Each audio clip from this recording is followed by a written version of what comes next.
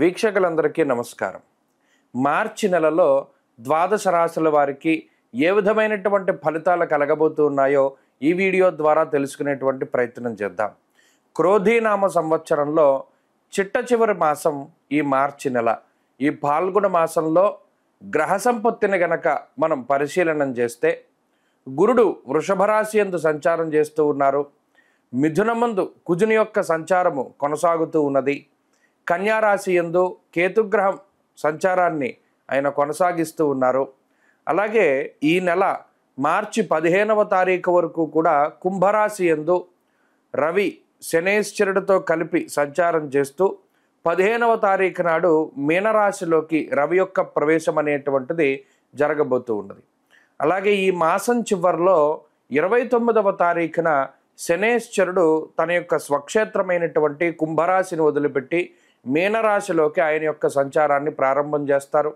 అప్పటికే మీనరాశిలో రాహువు, బుధుడు, శుక్రగ్రహాలు మీనరాశిలోని ఈ మాసం ప్రారంభం నుండి తమ యొక్క సంచారాన్ని కొనసాగిస్తూ ఉన్నటువంటి తరుణంలో రవి, శనేశ్వరుడు అలాగే చంద్రుడితోటి కలుపుకొని మీనరాశి యందు ఈ మాసం చివరిలో అనగా 29వ తారీఖు లగాయితూ ఒక 2.5 రోజుల పాటు షష్టగ్రహ కూటమి అనేటువంటిది జరగబోతూ ఉన్నది. ఒక 2.5 రోజుల తర్వాత అనగా ఏప్రిల్ 1వ తారీఖు నుండి చంద్రుడు మారిపోవడంతో ఈ షష్టగ్రహ కూటమి వల్ల పంచగ్రహ కూటమి కింద తగ్గుతుంది. ఆ తదుపరి కొన్ని రోజులకి శుక్రుని యొక్క మార్పుతోటి 4 గ్రహాల యొక్క కూటమిగా ఉంటుంది. ఆ తర్వాత దాదాపుగా మీనరాశిలో శని రవులు మాత్రమే మిగులుతారు ఈ మాసం చివరికి, అలాగే ఈ మే నెల వచ్చేసరికి. అయితే ఈ షష్టగ్రహ కూటమికి సంబంధించిన వీడియోలు ఆల్రెడీ మనం చేయడం జరిగింది. ఇప్పుడు ప్రత్యేకించి ఈ మార్చి నెలలో ఈ ద్వాదశ రాశుల వారికి మరి ఇటు రవి కానీ శనేశ్వరుని యొక్క మార్పు కానీ తీవ్రమైనటువంటి ప్రభావాన్ని చూపించేటువంటి ఈ నెలలో ద్వాదశ రాశుల వారికి ఏ విధమైనటువంటి ఫలితాలు కలగబోతున్నాయో మనం ఇప్పుడు ఈ వీడియో ద్వారా క్లుప్తంగా తెలుసుకుందాం. వృశ్చిక రాశి వారికి ఈ మాసంలో మిశ్రమమైనటువంటి ఫలితాలు గోచరిస్తూ ఉన్నాయి. ప్రత్యేకించి అర్ధాష్టమ శనేశ్వరుని యొక్క దోషం ఏదైతే గత కొద్ది నెలలుగా పట్టి పీడిస్తూ ఉన్నదో, గత కొద్ది సంవత్సరాలుగా ఉన్నటువంటి అర్ధాష్టమ శని దోషం పోయేటువంటి మాసం ఈ మార్చి నెల. అయితే ఇక్కడ రవి యొక్క దోషం కూడా పోతూ ఉన్నది. ఈ 2 గ్రహాలు కూడా చతుర్థ స్థానాన్ని వదిలిపెట్టి పంచమంలోకి వెళుతూ ఉన్నారు. ఇక్కడ ఇప్పటికే పంచమ స్థానంలో ఉన్నటువంటి బుధ శుక్రుల యొక్క అనుకూలత కనబడుతూ ఉన్నది, గురువు యొక్క అనుకూలత ఉన్నది. ప్రధానంగా ఈ 3 గ్రహాలు అంటే నైసర్గిక శుభగ్రహాలైనటువంటి గురువు, బుధుడు, శుక్రుడు 3 పూర్తి స్థాయిలో ఈ రాశి వారికి అనుకూలంగా ఉన్నారు. అలాగే ఈ మాసంలో ప్రత్యేకించి అష్టమ కుజుని యొక్క దోషం ఉన్నది. అలాగే పంచమంలో ఈ గ్రహాలు, అలాగే మాసం చివరి వరకు అర్ధాష్టమ శని దోషం ఉన్నది. కాబట్టి ఇది మిశ్రమమైనటువంటి మాసంగా ఈ రాశి వారికి చెప్పవచ్చును. పంచమంలో బుధ శుక్రులు ఉండడం అనేటువంటిది ఒకంత మానసికమైనటువంటి ప్రశాంతతని సూచించేటువంటి గ్రహస్థితి అయినప్పటికీ మరి 15వ తారీఖు వరకు అర్ధాష్టమ రవి శనుల తాలూకు స్థితిగతులు కొంత బాధిస్తూ ఉంటాయి. ప్రత్యేకించి కుటుంబపరమైనటువంటి ఇబ్బందులు, అలాగే అంతఃక్లేశం గృహశ్చిద్రం సౌఖ్యహానిమ భోజనం అన్నారు. ఇక్కడ ప్రయాణాల విషయంలో కూడా కొన్ని ఇబ్బందులు, అలాగే కుటుంబానికి దూరంగా వెళ్ళవలసి రావడము, దూర ప్రాంత సంచారము, అన్యప్రాంత సంచారము, కొండ ప్రాంత సంచారానికి కూడా ఈ గ్రహస్థితి సహకరిస్తూ ఉంటుంది. అలాగే పంచమంలో ఉండేటువంటి రాహు యొక్క స్థితిగతులు కొంత దైవ బలం నుండి దూరంగా తీసుకెళ్లేటువంటి విధంగా, అంటే ఇప్పుడు కూడా అనుష్ఠానాలు చేసేటువంటి వాళ్ళకి లేదా ఎక్కువగా దేవాలయ దర్శనాలు చేసుకునేటువంటి వాళ్ళకి ఆ పరిస్థితులు కుదరకపోవడం, దేవుడి గుడికి వెళ్ళేటువంటి అవకాశం దొరకకపోవడం, కొంత పని ఒత్తిడి అధికంగా ఉంటూ ఉండడం, ఏదో ఒక రకమైనటువంటి అలజడి, అంటే ఏదో దినచర్య చాలా టైట్గా బిజీ షెడ్యూల్ అంటారే ఆ విధంగా ఈ రాశి వారికి ఎక్కువగా ఉంటుంది. అనునిత్యం కష్టపడుతూ ఉంటారు, ఎక్కడా కూడా తీరిక లేనటువంటి సమయాన్ని గడుపుతూ ఉంటారు. కొన్ని సందర్భాల్లో చిన్న పని అయినప్పటికీ దూరత్ర ఎక్కువగా ప్రయాణం చేయవలసి వస్తుంది. కొన్ని సందర్భాల్లో ఉద్యోగరీత్యా వేరే ప్రాంతానికి వెళ్ళవలసి వస్తుంది. అలాగే ఉద్యోగపరంగా ప్రమోషన్ల కోసం ఆశించేటువంటి వాళ్ళకి ఎక్కువగా శ్రమ అనేటువంటిది కనబడుతూ ఉంటుంది.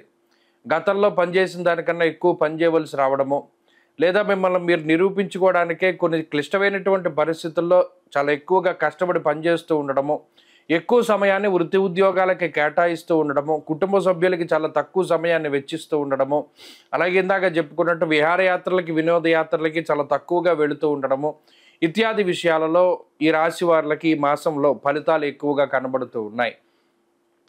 15వ తారీఖు దాటిన తర్వాత రవి పంచమ స్థానంలోకి వెళ్ళిన తర్వాత కొన్ని పనులు జాప్యంతో ముందుకు వెళుతూ ఉంటాయి. అంటే ఏదైనా ఒక ఇల్లు కట్టుకుంటూ ఉన్నా, లేకపోతే ఏదైనా ఒక స్థలం కొనాలి అన్నా, లేదా ఏదైనా కొనుగోలు అమ్మకాలకి సంబంధించినటువంటి విషయాలు కనుక చూసుకుంటే అవన్నీ కూడా కొంత జాప్యంతో ముందుకు వెళ్ళేటువంటి పరిస్థితులు ఉన్నాయి. అలాగే ఆర్థిక సంబంధమైనటువంటి విషయాలు బాగున్నాయి. ఎక్కడా కూడా ఈ మాసంలో ఆర్థిక ఇబ్బందులు కనబడడం లేదు. ఆరోగ్యపరమైనటువంటి సమస్యలు కనబడడం లేదు. కొంత మానసిక అశాంతి, అలాగే కొంత శారీరక శ్రమ, ఇవే ప్రధానంగా ఈ రాశి వారిని ఇబ్బంది పెట్టేటువంటి విషయాలుగా చెప్పవచ్చును. ఉద్యోగపరమైనటువంటి సమస్యలు చికాకులు ఏవి కనబడడం లేదు. కాకపోతే ఉద్యోగంలో ఎక్కువ సమయం కష్టపడేటువంటి పరిస్థితులు ఉన్నాయి. ఈ రకంగా వృశ్చిక రాశి వారికి ఈ మాసం అంతా కూడా ముందుకు వెళుతూ ఉంటుంది. కొత్తగా ఆదాయ వనరులు వెతుక్కోవడానికి మాత్రం ఇది అంత సరైనటువంటి సమయం కాదు. గతంలో ఉండేటువంటి ఆదాయ మార్గాలే కొనసాగుతూ ఉంటాయి. కోర్టు కేసులు, లేదా న్యాయస్థాన సంబంధమైనటువంటి విషయాలు, లేదా ఏదైనా లిటిగేషన్ వ్యవహారాలు, లేదా ఏదైనా సెటిల్మెంట్లు, ఇవన్నీ కూడా ఒక స్థాయికి చేరేటువంటి పరిస్థితులు కనబడుతూ ఉన్నాయి. అప్పుల ఊబిలో కూరుకుపోయినటువంటి వృశ్చిక రాశి వారికి బయటపడడానికి మాత్రం కొంత సావకాశం ఉంటుంది. కుటుంబ సభ్యుల యొక్క సహకారం ఉంటుంది. ప్రత్యేకించి జీవిత భాగస్వామి, ఈ వివాహానికి సంబంధించి సంతానానికి సంబంధించినటువంటి విషయాలు ఏవైతే ఉన్నాయో అవి కొంత వ్యతిరేకంగానే కనబడుతూ ఉన్నాయి. జీవిత భాగస్వామి మీకు వ్యతిరేకంగానే ఉంటారు.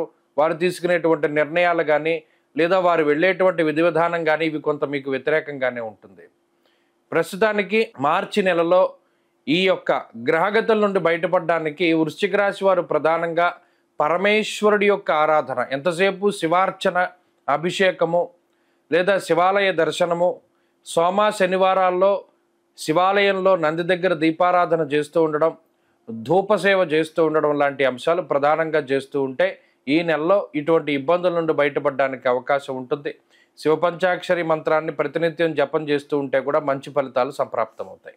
మార్చి నెల 29వ తారీఖు లగాయతు మే 21వ తారీఖు వరకు దాదాపుగా 53 రోజుల పాటు శని రాహువుల యొక్క యుతి మీనరాశి యందు, అందున పర్టికులర్గా పూర్వభాద్ర నక్షత్రం 4వ పాదంలో ఈ 53 రోజుల పాటు శని రాహువుల యొక్క కంజంక్షన్ అనండి, యుతి అనండి, కలయిక అనండి, ఏదైనా సరే ఈ 2 గ్రహాలతో పాటు, అంటే ఇక్కడ షష్టగ్రహ కూటమి కూడా జరుగుతోంది, కానీ మిగతా గ్రహాల యొక్క కలయిక కన్నా శని రాహువుల యొక్క కలయిక, ఈ శని రాహువులతో పాటుగా రవి కూడా మీనరాశిలో ఉంటూ ఈ 3 గ్రహాల యొక్క కలయిక తీవ్రమైనటువంటి ప్రభావాన్ని చూపించబోతూ ఉన్నది. అయితే ఇది ప్రకృతి పరంగా ఇబ్బంది పెడుతూ ఉంటుంది.